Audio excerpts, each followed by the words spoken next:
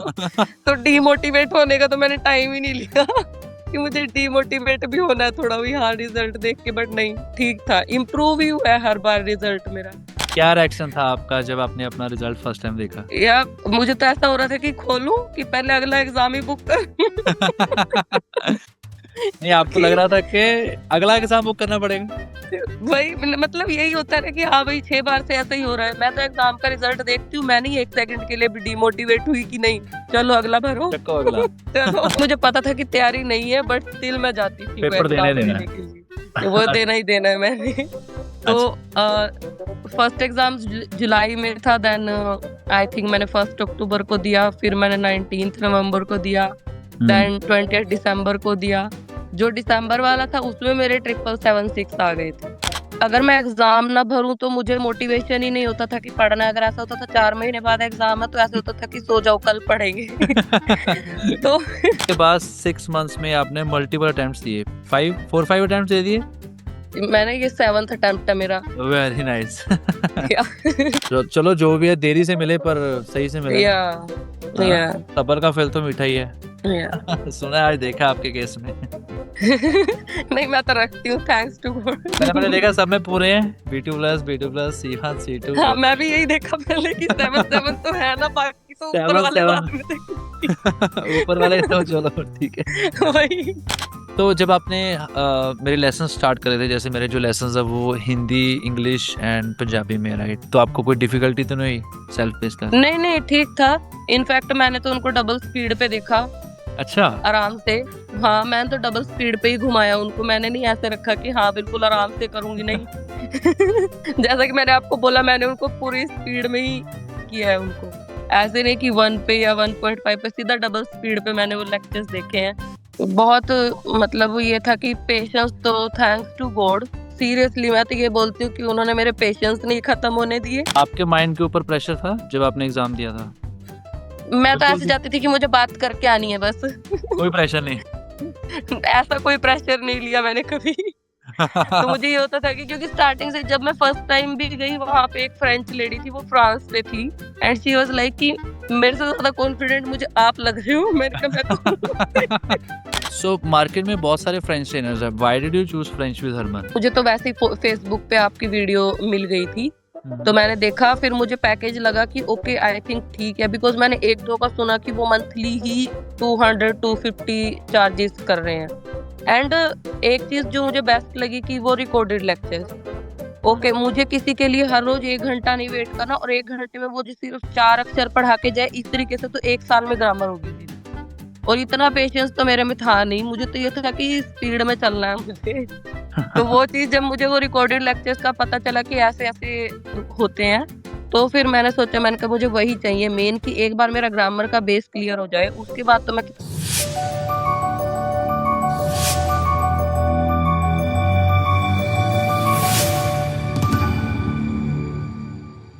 Before starting, I would like to confirm your score. So your name is Priyanka, and you या got C2 level in comprehensive Greek, which is equivalent to CLB 11. या Comprehensive oral C1 level, which is equivalent to CLB 10.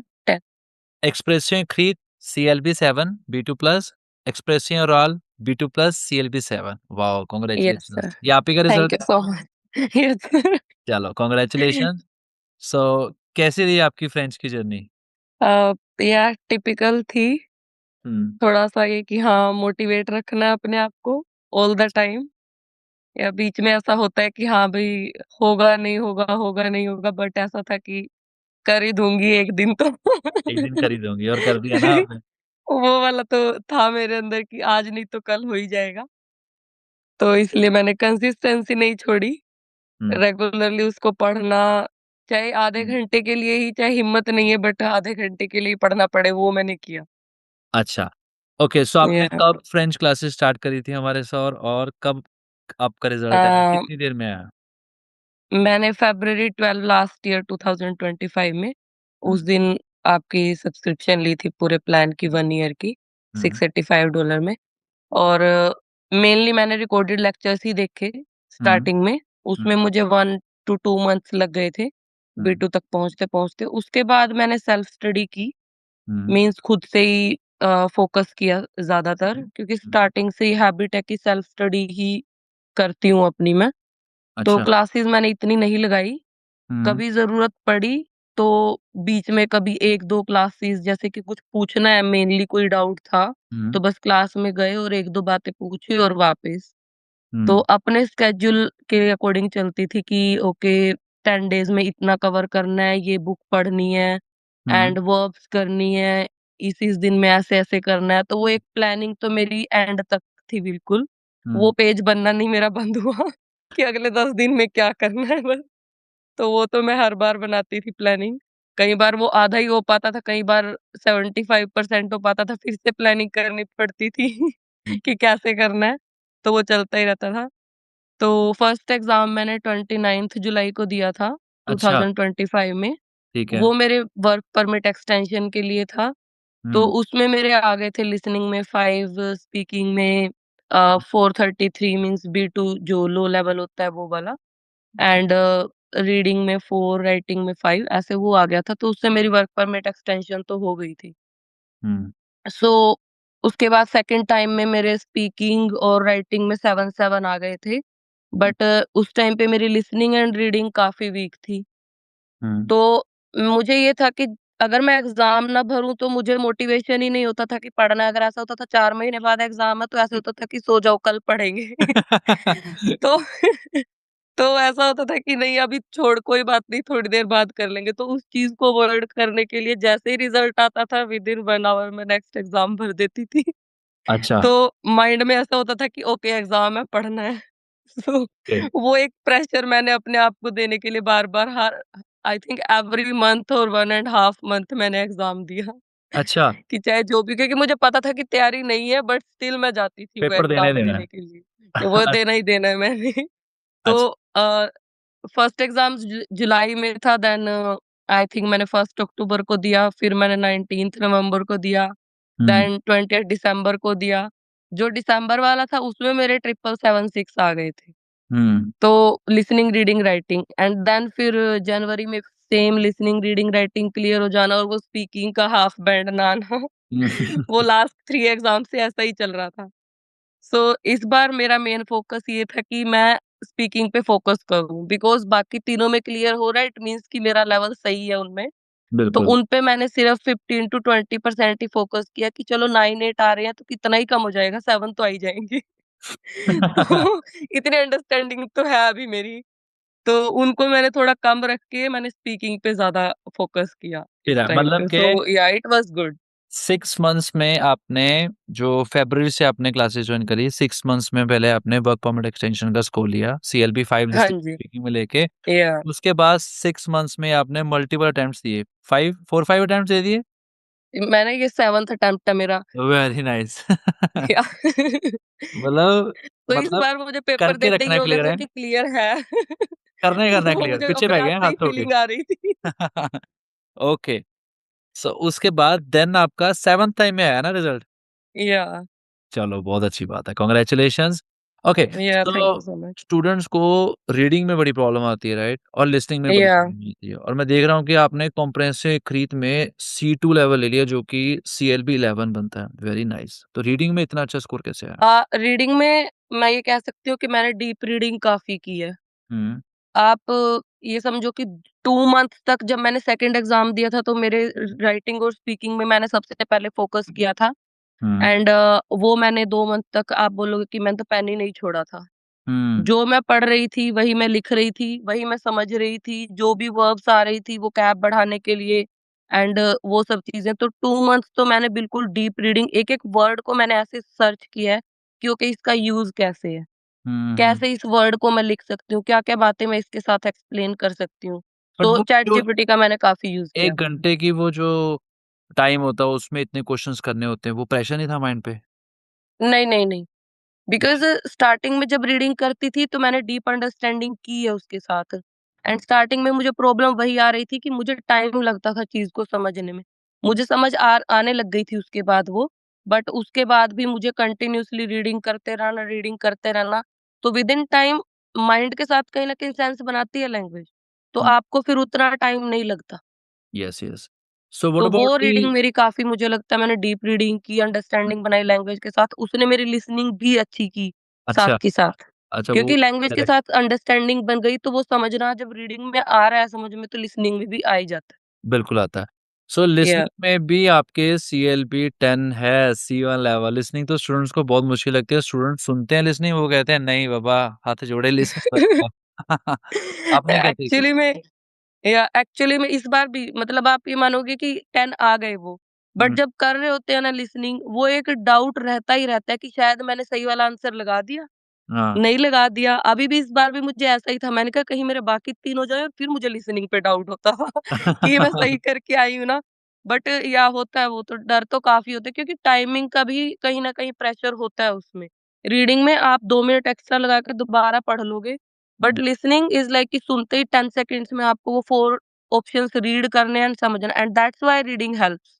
हुँ, तो अगर आपकी reading strong है, तो आपको 4 को options में क्या लिखा है, वो आपको सेकंड्स के हिसाब से समझ में आ जाता है कि पूरी बात में उसने क्या बोला, एंड जब आपने रीड किए ऑप्शंस, तो विद इन सेकंड आपको पता चल जाता है कि यही ऑप्शन है। Very so nice. That's why वो लिसनिंग में हेल्प करता है। एंड मोस्टली लिसनिंग में प्रॉब्लम ये होती है कि आपको समझ आ गया, वो मुझे स्टार्टिंग से समझ में आ जाता था। जब मैं बोल रही हूँ कि मैंने सेकंड या थर्ड अटेम्प्ट दिया, बट मैं आंसर ही सही नहीं ढूँढ पाती थी। बिकॉज़ वो ऑप्शन ही समझ में नहीं आते थे 10 सेकंड्स के अंदर मुझे। तो ये होता था कि समझ तो सारा आ रहा था बट ऑप्शन क्या लगाया वही नहीं पता। हाँ, वो तो टाइम ये गेम है। प्रॉब्लम उस होती थी। टाइम में हमें आना चाहिए तभी वो सही होएगा। And that's why reading deep हमें चाहिए ही चाहिए। लैंग्वेज की अंडरस्टैंडिंग नहीं होगी, तो वो ऑप्शन नहीं समझ में आएँगे आपको। नहीं आएँगे हमें। वो ऊपर से निकल जाएगी, हम अगले पे पहुँच जाएँगे। ओके, या what about writing module? Writing में भी आपका B2 प्लस है, सीएलबी 7। उसमें आपने या कैसे टेम्पलेट्स, कौन से टेम्पलेट्स लिखे? आई थिंक ये मेरा 5th टाइम था 7 टाइम्स में कि मेरे राइटिंग में 7 आए हैं। हुँ। सो राइटिंग में मेरे हर बार 7 आते ही थे मोस्टली। क्या बीच ऐसा में सिर्फ, स्टूडेंट्स को आप क्या टिप देते हो जिसमें उनको भी उनके भी 7 आ सकते हैं राइटिंग में? तो सेम, जब मैंने वो 2 मंथ्स रीडिंग की, हुँ, सो मैंने सिर्फ रीडिंग नहीं की थी। मैंने साथ में पेन उठाया, हुँ, और मैंने लेसन्स के लेसन्स पूरे वहाँ से लिखे हैं। हुँ। तो अच्छा। मुझे क्या समझ में आता था कि जो मैंने समझा, अब उसको लिखना कैसे है? हुँ, सो उससे मुझे होता था कि माइंड हमारा क्या होता है कि हम इंग्लिश पढ़े हुए हैं पहले, तो हमारा माइंड वही स्ट्रक्चर लेके चल रहा होता है। बट जब हम लिखने बैठते हैं, तो हमें पता चलता है कि मैं यहाँ पे ये एरर करने वाली हूँ, क्योंकि मुझे ये चीज़ पता नहीं है कि फ्रेंच में ये चीज़ ऐसे लिखी जाती है। हुँ, एंड उस चीज़ को सही करने के लिए न जाने कितने ही डाउट्स होंगे माइंड में कि शायद ये चीज़ ऐसे लिखी जाएगी या ऐसे बोली जाएगी, बट वो आपका डाउट क्लियर होता है जब आप लिखने बैठते हो उस चीज़ को, कि हुँ। ओके ये ऐसे नहीं है, ये ऐसे है। ओके। सो मैंने उसको लेसन्स को पूरा-पूरा लिखा, साथ में जैसे चैट जीपीटी को दिया, एंड उन्होंने बोला कि पूछा अपनी मिस्टेक्स कहाँ पर है, मेरे कौन से हुँ, टॉपिक्स क्लियर नहीं है। जैसे पार्टिसिप पासे वाले जो एडजेक्टिव बनते हैं, वो टॉपिक, उसके लिए मैंने कम से कम भी 10 यूट्यूब वीडियोज़ देखी कि हुँ, ये कैसे बनेगा? मुझे यही नहीं पता चल रहा कि इसका करना क्या है मुझे। तो हुँ। वो देखा, फिर बार-बार गलतियाँ की, उसके बाद मुझे एक सेंस बन गई कि ओके, स्टार्टिंग यहाँ से होगी, आर्टिकल के अकॉर्डिंग ही एडजेक्टिव्स होंगे, नाउन होंगे तो उसके अकॉर्डिंग ही आगे पार्टिसिप पास्ट से लगेगा, तो देन आपको वर्ब भी उसी के अकॉर्डिंग सारे लगेगी, अगर वो हाँ, सिंगुलर है, प्लूरल, एंड दैट्स हाउ मेरा वो सेंटेंस स्ट्रक्चर कंप्लीट हुआ। कंप्लीट तो हुआ। अब मेरी वो मिस्टेक्स नहीं होती, पहले 25-30 गलतियाँ होती थी हरसिमरन मैम के साथ जब मैंने क्लासेस लगाई। एंड उस 1 एंड हाफ मंथ के बाद जब मैंने दोबारा उनको अपनी राइटिंग्स दी, तो उन्होंने बोला, "ओके, आप जो भी कर रहे हो, आप बिल्कुल सही कर रहे हो, यही करते जाओ।" यही करते रहो, 7 भले लेके मुझे ये आते नहीं रहो। पता कि मैं क्या कर रही हूँ, बट मैंने 1 एंड हाफ मंथ का गैप लिया हर चीज़ से उस टाइम पे, कि मुझे लैंग्वेज के साथ अंडरस्टैंडिंग चाहिए, मैं नहीं कर पाऊँगी ऐसे इसको। तो ओ तब मैंने उनको दोबारा अपनी राइटिंग भेजी, एंड उन्होंने बोला, "आप जो भी कर रहे हो, सही कर रहे हो, करते जाओ।" करते जाओ, हर अटेम्प्ट में ऐसे ही करते जाओ, 7-7 तो डालते जाओ। उन्होंने देखा कि मैं कितना डिफरेंस, मैंने बोला मैम को, मैंने कहा मुझे पता है मैं क्या गलतियाँ कर रही थी, आप मुझे बता रहे थे, बट स्टिल वो जब तक मुझे नहीं पता, तो मुझे कैसे पता चलेगा कि मुझे करना क्या है? तो ओके, मैंने अपनी गलतियों को बहुत काम किया है अपनी गलतियों पे। उसकी वजह से आपके सीएलबी हाँ 7। जी। ओके, स्पीकिंग सीएलबी 7 ये कैसे? अ, ठीक सो है, मैंने जब ग्रामर कर ली, उसके बाद सबसे पहला काम ही मेरा स्पीकिंग की बुक का रीड करना, रीड करना हो गया। अ, एंड टॉपिक्स जो भी हैं कि ताकि मेरी वो कैब बने जो मेनली स्पीकिंग में जानी है। अच्छा। बट मैंने 1.5 मंथ किया एंड थैंक्स टू दैट कि मुझे कभी प्रोनाउंसिएशन की टेंशन नहीं हुई। कि आपने स्पीकिंग क्लासेस कौन से ट्रेनर के साथ लगाई थी? क्लोविस सर के साथ की है। अदरवाइज़ अब मैंने एंड में जब ये वाला एग्ज़ाम दिया तो 1.5 मंथ अब मैंने ज़रूर की है क्लोविस सर के साथ प्रैक्टिस। क्लॉविस सर के साथ स्पीकिंग सही रही आपकी? हाँ जी, सही थी बिल्कुल और कहीं न कहीं उन्होंने बताया भी कि मैं क्या गलतियाँ कर रही हूँ। तो मैंने उनको यही बोला कि लास्ट 3 टाइम से जस्ट मेरी स्पीकिंग ही रहती है। आई डोंट नो मैं क्या करके आ रही हूँ। हाँ, एंड वो होता था कि हर बार एक 5-10 सेकंड्स का भी पॉज़ आ गया बीच में तो उन्होंने 7 नहीं देने। अच्छा बिल्कुल ऐसे और ही वो होता है। हो रहा था 3 टाइम्स से ही, कि मैं वहाँ जाके कहीं न कहीं 5 सेकंड का भी कोई एक पॉज़ ले रही हूँ या कुछ भी और मुझे डाउट हो जाता था कि गई स्पीकिंग फिर से। हुँ, सो इस बार ऐसा नहीं हुआ इसलिए मुझे पहले से ही फ़ील हो रहा था कि हो गया इस बार ये क्लियर। इस बार मैं पूरा फ्लुएंसी में बोल के ही आई हूँ। तो तो मैंने बोल दिया था कि हो गया है इस बार तो। क्या रिएक्शन था आपका जब आपने अपना रिज़ल्ट फर्स्ट टाइम देखा? या मुझे तो ऐसा हो रहा था कि खोलूँ कि पहले अगला एग्ज़ाम ही बुक कर नहीं, आपको लग क्योंकि रहा था कि अगला एग्ज़ाम बुक करना पड़ेगा? वही मतलब यही होता है ना कि हाँ भाई 6 बार से ऐसा ही हो रहा है। मैं तो एग्ज़ाम का रिज़ल्ट देखती हूँ, मैं नहीं 1 सेकंड के लिए भी डिमोटिवेट हुई कि नहीं, चलो अगला भरो, रखो अगला। चलो। तो डिमोटिवेट होने का तो मैंने टाइम ही नहीं लिया कि मुझे डिमोटिवेट भी होना है थोड़ा भी हाँ, रिज़ल्ट देख के बट नहीं, ठीक था। इम्प्रूव ही हुआ है हर बार रिज़ल्ट मेरा। ऐसा नहीं हुआ कि वो डाउन आया है। बस स्पीकिंग ओके, का थोड़ा-सा रह गया 3 बार से अदरवाइज़ सही था सब कुछ। सही था। तो जब आपने एक या बार अपना रिज़ल्ट खोला, सारे उसमें सीएलबी 7 प्लस थे, फिर खुशी हुई ना? हाँ जी, फिर मुझे ऐसा हुआ कि ओके सही है। एकदम से ऐसा लगा कि बिल्कुल ही पता नहीं क्या कहाँ से निकली हूँ बस। वो फीलिंग इट थोड़ी वाज़ अलग होगी लाइक ना? कि हाँ, फँसा हुआ दिमाग होता है ना बिल्कुल एक चीज़ में कि हाँ, ओके ये करना है, ये करना है, ये करना है, एक ही चीज़ चल रही है पिछले 1 साल से दिमाग में एंड इट वाज़ लाइक कि ओके एक वेट उठ गया दिमाग के ऊपर से। तो इज़ इट बहुत डिफिकल्ट टू बर्डन लर्न था। फ्रेंच? इज़ इट हाँ डिफिकल्ट टू जी। Learn French in 30s 40s? Uh, I don't think so कि डिफ़िकल्ट है हुँ, क्योंकि एक लैंग्वेज कर रहे हैं तो डेफ़िनेटली एक टाइम तो आपको लगेगा। हुँ, आपका माइंड उस लैंग्वेज के साथ सेंस बनाए, कनेक्ट करे एंड देन आप उसके साथ कंफर्टेबल होंगे, हुँ, तो वो चीज़ तो टाइम लेगी। हम नहीं कह सकते कि एक चीज़ को मैंने एक बार पढ़ा है, आप बोलोगे 10-10 बार पढ़ के भी एक चीज़ को भूल चुकी थी मैं। हुँ, इतनी रीडिंग मैंने की है कि मैं आधी तो वोकैब मैं भूल भी चुकी हूँ एंड स्टिल मेरे B2 प्लस आ रहे हैं उस वोकैब में, तो इतनी मैंने रीडिंग की है चीज़ों की। सो आप ये नहीं बोल सकते कि मैंने आज पता कर लिया है कि ओके इस वर्ड को ऐसे बोलते हैं, ओके हम दीवार को ऐसा बोल रहे हैं फ्रेंच में love you and done. No, you have to connect. मैंने ऐसे खड़े होके जैसे घर में ओके लम्यूर, लर्मुआर लाइक दैट मैंने अपने माइंड को ट्रेन किया कि वो पिक्चर जब मेरे माइंड में आए भक्ति तो करी मुझे है, हिंदी और इंग्लिश ना याद आए, मुझे फ्रेंच याद आए। फ्रेंच याद है, हमने भक्ति तो करी है ना? इमेज के साथ कनेक्ट करना बहुत ज़रूरी है माइंड को, बहुत ज़्यादा। अदरवाइज़ आप रिमेंबर ही नहीं कर पाओगे वोकैब। हुँ, ग्राउंड में भी जैसे मेरे बेटे को लेके जाना है खेलने के लिए, ओके लार्ब्र, les enfants क्या लाइक बात! दैट आई वाज़ लाइक कि ओके जो भी मेरी सराउंडिंग में है, जैसे मुझे इंग्लिश में याद आता है, ऐसे मुझे फ्रेंच में याद आना चाहिए। इट्स रियली मोटिवेशनल आपकी जर्नी है कि आपके किड्स भी हैं, है ना? और आपकी फैमिली या भी है ना? तब भी आपने फ्रेंच पे फ़ोकस करा और डेफ़िनिटली आपका स्कोर आया। वेरी नाइस, वेरी य इंस्पिरेशनल। या बहुत बहुत मतलब ये था कि पेशेंस तो थैंक्स टू गॉड सीरियसली मैं तो ये बोलती हूँ कि उन्होंने मेरे पेशेंस नहीं खत्म होने दिए और मुझे डिमोटिवेट नहीं होने दिया। थैंक्स टू हस्बैंड मैं आल्सो, तो थैंक्स टू योर या हस्बैंड आल्सो। या अ, थैंक्स मतलब टू हिम आल्सो। या या ये भी फ़र्क है कहीं न कहीं कि उनकी अगर फुल आपकी सपोर्ट। फैमिली मोटिवेटिंग ना हो और आपको सपोर्ट ना करे तो कहीं न कहीं वो चीज़ आपके लिए करना डिफ़िकल्ट हो जाता है। ट्रू। बट या ही वाज़ लाइक कि मैंने बीच में बल्कि वो जो मैं बोल रही हूँ 2-3 मंथ्स मैंने डीपली रीडिंग की, लर्निंग की, मैंने उस टाइम पे काम छोड़ा। इन्होंने बोला इट्स ओके काम या हो जाएगा बहुत पेपर क्लियर करना पेपर पे वर्क करना चाहिए, yes. So that's how he was. But जब हम कई मेहनत बार करते हैं जैसे ना, जर्नी भी हाँ थोड़ी जी। हमारी ऐसी होनी चाहिए, राइट?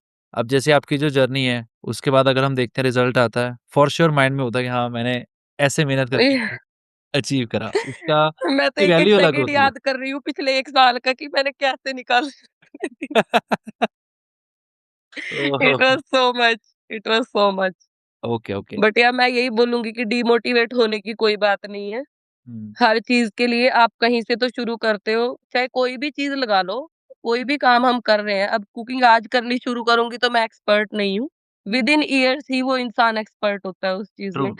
गाड़ी चलाने के लिए पहले दिन निकलते हो तो आपको कुछ समझ नहीं आता है, नहीं आता। थोड़ा टाइम होगा तो ही आपको समझ में आएगा कि कैसे वो चीज़ करनी है। तो वो चीज़ मुझे था कि ओके मेरा माइंड इतनी चीज़ें सोचता है तो मैं कर ही लूँगी, मुझे डेफ पता है। ओके, सो मार्केट में बहुत सारे फ्रेंच ट्रेनर्स हैं, why did you choose French with Harman?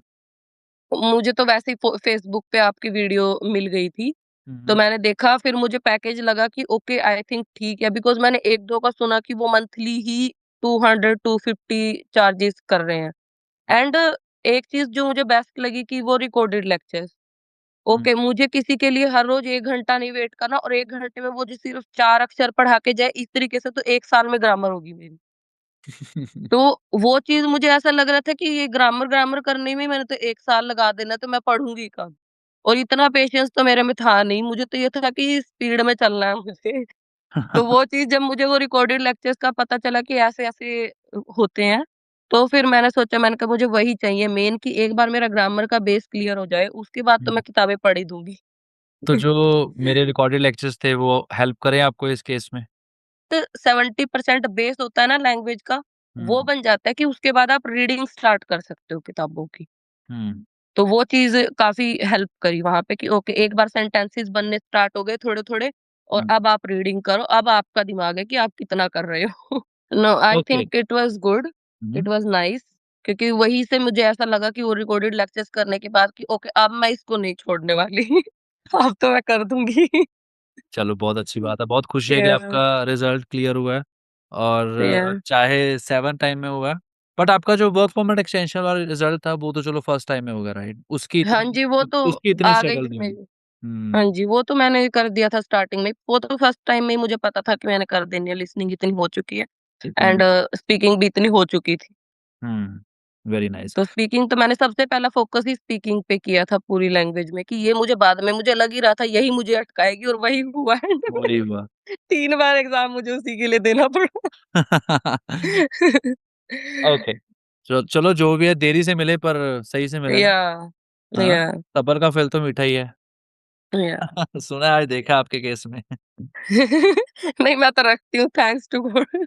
आप कौन-सी प्रोविंस में रहते हो यहाँ पे कनाडा में? मैं अभी ओंटारियो में रहती हूँ, टोरंटो में। ओके, क्या आपका मेनली शेड्यूल है? मेनली मतलब जैसे मैं वीकली 4 डेज़ 3 डेज़ काम करती हूँ, वो मेरी 12 आवर्स की शिफ्ट होती है एंड 3 टू 4 डेज़ बीच में वो जो होते हैं, वो छुट्टियाँ होती हैं। ओके और साथ में फैमिली सो एंड के साथ आपने हाँ जी, पूरी फ्रेंच लर्निंग करी है। तो आपने अपनी जॉब याह! छोड़ दी थी पूरा 1 साल वो या चलती रही? नहीं, नहीं, नहीं, बीच में मतलब जैसे जुलाई तक नहीं, जब तक फर्स्ट एग्ज़ाम दिया, तब तक नहीं। बट उसके बाद मुझे लगा कि अब मुझे 7 लेने हैं, तो हुँ, डेफ़िनेटली मुझे डीप रीडिंग करनी पड़ेगी हुँ, एंड एक होता है कि मुझे ना लॉन्ग रीडिंग की आदत है, मतलब स्टार्टिंग से ही ऐसा है कि अगर एक बार बैठ गई, तो 5 से 7 घंटे पहले मैं नहीं उठने वाली, वेरी नाइस। पढ़ने से। तो वो हैबिट मेरी कहीं न कहीं थी, तो मुझे ऐसा होता था कि मैं नहीं कर सकती कि आधे घंटे के लिए बैठी, माइंड एक कनेक्ट करना स्टार्ट हुआ चीज़ से और उठ के फिर कुछ करने लग जाओ बीच में। हुँ, तो उस चीज़ की वज़ह से कि काम पे जाऊँगी, फिर मेरा दिमाग कहेगा कि ओके इतना पढ़ना था एंड वो चीज़ नहीं हो पाई तो स्ट्रेस हो जाती है। हुँ, दैट्स व्हाई मैंने उस टाइम पे काम से छुट्टी ली कि मुझे काम से छुट्टी चाहिए, अब मैं फ़ोकस सिर्फ़ फ्रेंच पे करना चाहती हूँ। फ्रेंच पे। सो इसीलिए मैंने वो छुट्टियाँ ली, 3 से 4 महीने आई थिंक मैं घर पे ही थी। ओके, फिर आपने घर पे उस पे पूरा वर्क करा ना पूरा आपने फ्रेंच पे पूरा मतलब चारों स्किल्स पे आप कह सकते हो कि 1-1 महीना मैंने चारों को ही दिया।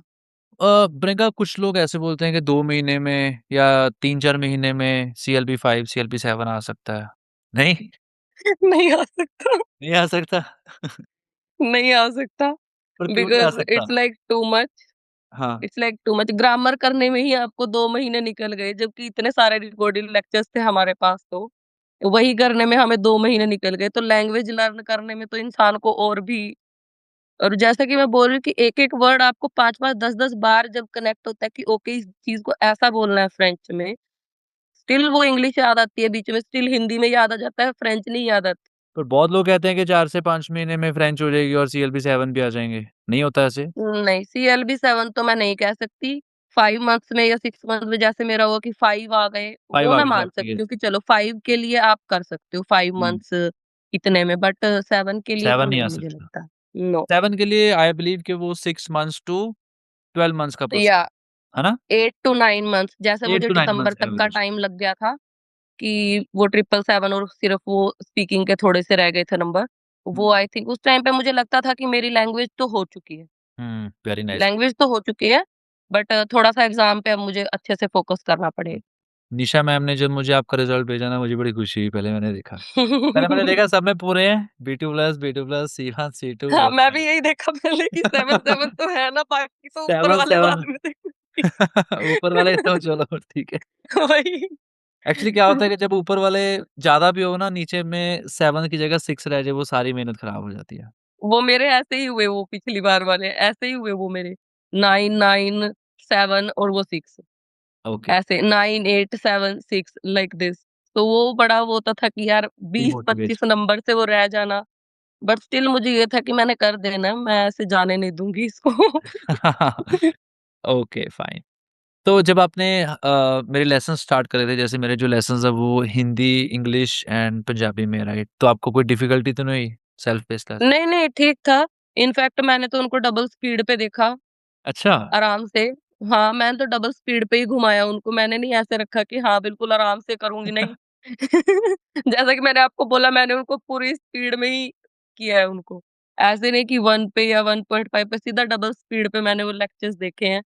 एंड जो-जो समझ में आता गया, क्योंकि मुझे ये था कि पहले भी जैसे थोड़ा इस चीज़ में सेंस होती है कि जब तक आप रीडिंग नहीं करोगे, तब तक आप किसी लैंग्वेज को कर ही नहीं सकते। हुँ, ग्रामर सिर्फ एक बार पता करने की चीज़ है। आपने हुँ, ग्रामर पता कर ली कि ओके सेंटेंसेस ऐसे बनेंगे, उसके बाद आपका कितना रीडिंग में एफर्ट है और समझने में और सुन के उसको समझने में, वो तो बहुत वो आपका दिखाएगा कि आप कितना अच्छे से कर पा रहे हो लैंग्वेज को। चलो बहुत अच्छी बात। सिर्फ ग्रामर पे नहीं बैठ सकते आप, ग्रामर नहीं तो जस्ट ग्रामर एक पर बताने के लिए है, स्ट्रक्चर है कि ओके डेफिनिटली ऐसे होगा।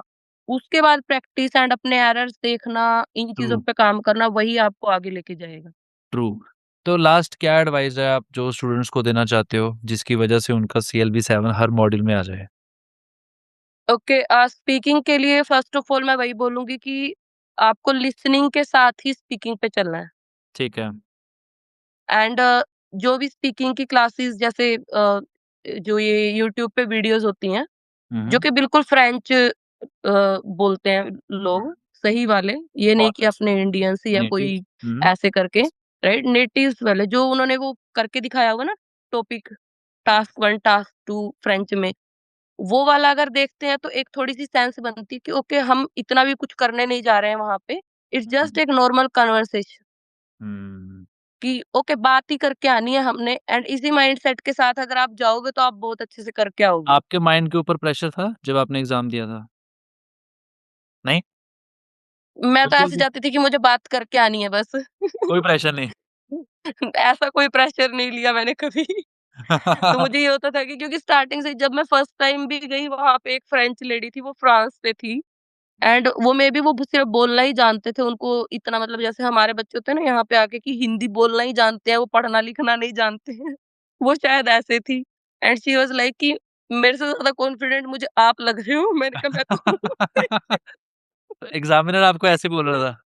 नहीं, जो लड़की आई हुई थी लड़की फ्रांस आई हुई, वाली वहाँ पे स्पीकिंग देने और पेपर देने, वो वाली, वो मुझे बोल रही है कि हाँ, मुझे लग रहा है मेरे से ज़्यादा कॉन्फिडेंट आप हो। मैंने कहा मैं तो 5 लेने आई हूँ, मुझे पता है मेरे आ जाएँगे। आ जाएँगे। So I was very much chill at that time. चलो, सो आप या हमेशा मतलब स्पीकिंग के खुश ही लिए थे। आप खुशी-खुशी हाँ, गए, खुशी-खुशी आए। वही। बढ़िया, वेरी नाइस। आई तो लाइक द स्पिरिट बहुत अच्छा लगा। या स्पीकिंग के लिए डेफिनिटली लिसनिंग आपको बहुत हेल्प करेगी। वहाँ से आपको पता चलेगा कि कैसे किसी चीज़ को बोलना है।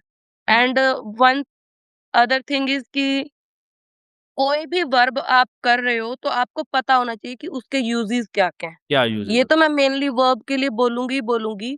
हुँ, कई बार हमारे माइंड में क्या होता है कि हमने एक वर्ड पढ़ लिया, हुँ, तो उसको हमें लगता है शायद ये इसका भी यही मतलब होगा, इसका भी यही मतलब होगा, ये यहाँ भी यूज़ हो जाएगी। बट नहीं, आपको क्लियर करना पड़ेगा कि इस वर्ब को मैं किस-किस टाइप के सेंटेंसेस में टाइप यूज़ करूँ, सेंटेंस राइट? तो वो चीज़ क्लियर करना अपने माइंड में आपको बहुत ज़रूरी है। अदरवाइज़ आप रॉन्ग कंपोज़िशन करोगे स्ट्रक्चर्स में, चाहे वो राइटिंग हो, चाहे वो स्पीकिंग हो, एंड उस चीज़ के मार्क्स कट होते ही होते हैं। हुँ। सो ये चीज़ अ, या डेफ़िनेटली ग्रामर के लिए बहुत सारी प्रैक्टिस।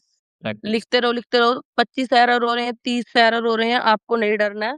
वो एरर्स ही आपको बताएँगे कि हाँ, भई आप गलतियाँ कहाँ कर रहे हो और आपको काम कहाँ करना है। ओके, सो वो होता है ना गलतियों से सीखने वाला इंसान, मैंने तो वही वाली पॉलिसी अप्लाई की हुई थी कि मुझे अपनी गलतियों से ही सीखना है, मुझे पता है। चलो बहुत सो अच्छी सही है भाई। या रीडिंग के लिए डेफ़िनेटली कंटिन्यूअसली हर रोज़ बेशक आप आधे घंटे की रीडिंग करो, हुँ, सही कहा। 10-15 मिनट की रीडिंग करो। बेशक आप एक बड़ा पैराग्राफ रीड करके 2 क्वेश्चन ही सॉल्व करो किसी टेस्ट के, बट आप करो। उससे आपका माइंड एग्ज़ाम ओरिएंटेड सही है। रहेगा कि पढ़ना है, ओके, समझना है एंड नीचे जाके क्वेश्चन करना है। चलो बहुत बढ़िया। Thank you so much Priyanka. It was very या नाइस कनेक्टिंग विद यू या and I thank you. Hope कि आपको आगे जो आपकी जो भी आपने सोचा वो मिले एंड विश या thank you you so all much. The best and good luck. Thank you. Thank या you thank so you so much for your all support. Like I said आपसे ही मैंने स्टार्ट किया। सो डेफिनिटली वो शुरुआत तो मैं नहीं बोलूँगी कि हाँ भाई कहीं और से हुई है, आप ही से ही हुई है। एंड में आके भी मैंने क्लासेस लगाई स्पीकिंग की सर के साथ एंड बीच में भी हरसिमरन मैम के साथ, राइटिंग